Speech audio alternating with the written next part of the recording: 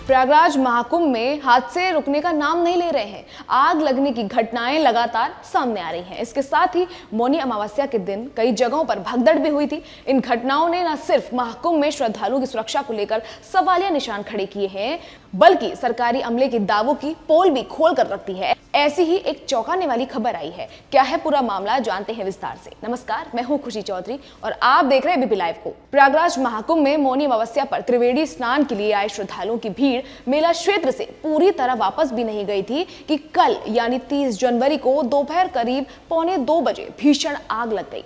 आग लगने की इस घटना में वीआईपी श्रद्धालुओं के लिए बनाई गई हाई क्लास टेंट सिटी के 15 शिविर जलकर राख हो गए थे।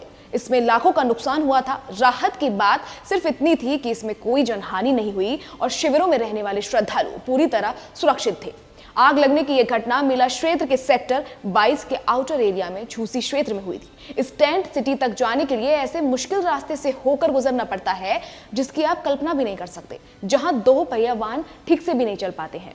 इस बीच एक चौंकाने वाला खुलासा हुआ है। ये टेंट सिटी अवैध तरीके से बिना किसी अनुमति के तैयार की गई थी। इस टेंट सिटी में वीआईपी कैटेगरी के तकरीबन 100 कैंप लगाए गए थे। टेंट सिटी में वीआईपी रेस्टोरेंट और यज्ञशाला भी है। ये टेंट सिटी जूस्टा शिविर नाम की एक प्राइवेट कंपनी ने बसाई है।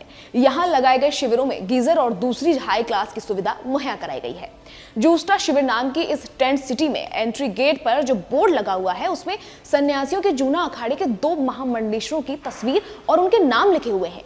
बाईं तरफ महामंडलेश्वर स्वामी अविमुक्तानंद और दाहिनी तरफ महिला महामंडलेश्वर साध्वी मुक्तेश्वरी गिरी के नाम और उनकी तस्वीर लगी हुई है।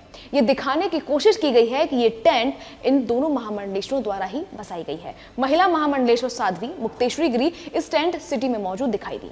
उन्होंने टेंट सिटी से अपना नाम जोड़ने जाने से सीधे तौर पर पल्ला झाड़ दिया। अनौपचारिक तौर पर की गई बातचीत में बताया कि कोई भक्त अगर किसी काम में अपने गुरु की तस्वीर लगा लेता है तो इसमें कुछ गलत नहीं है, लेकिन इसमें गुरु की कोई सहभागिता नहीं होती है।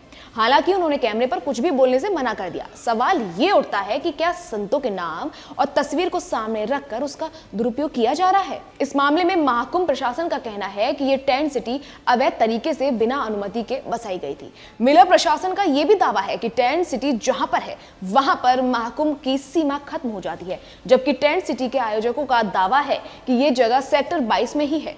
मेला प्रशासन ने कहा है कि अवैध तरीके से बसाई गई इस टेंट सिटी को लेकर कमिश्नरेट पुलिस जांच कर कार्रवाई करेगी, जबकि आयोजकों का दावा है कि उनके पास अनुमति भले ही नहीं हो, लेकिन टेंट सिटी लगाने की सूचना उन्होंने सभी विभागों को दे रखी है। सवाल ये उठता है कि अगर ये टेंट सिटी अवैध थी तो प्रशासन को इसकी जानकारी थी क्यों नहीं?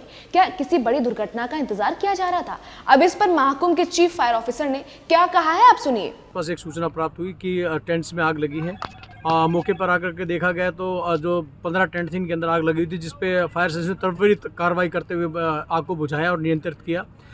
एक्सेस रोड यहाँ पे नहीं थे, जिस कारण आने में थोड़ा सा तकलीफ हुई, परंतु अभी स्थिति अंडर कंट्रोल है और कोई भी जनहानि नहीं है, कोई भी सिंगल बर्न नहीं है और जो हिदायत हैं वो उनको दी जा रही हैं। एसडीएम महोदय द्वारा भी बताया गया है कि जो अनऑथराइज्ड टेंट्स हैं वो लगाया गया था और ये जो क्षेत्र है चमनगंज चौकी के अंतर्गत आता है, जिनको अवगत करा दिया गया है। फिलहाल इस खबर में इतना ही। बाकी महाकुंभ से जुड़ी तमाम खबरों को जानने के लिए आप देखते रहिए एबीपी लाइव।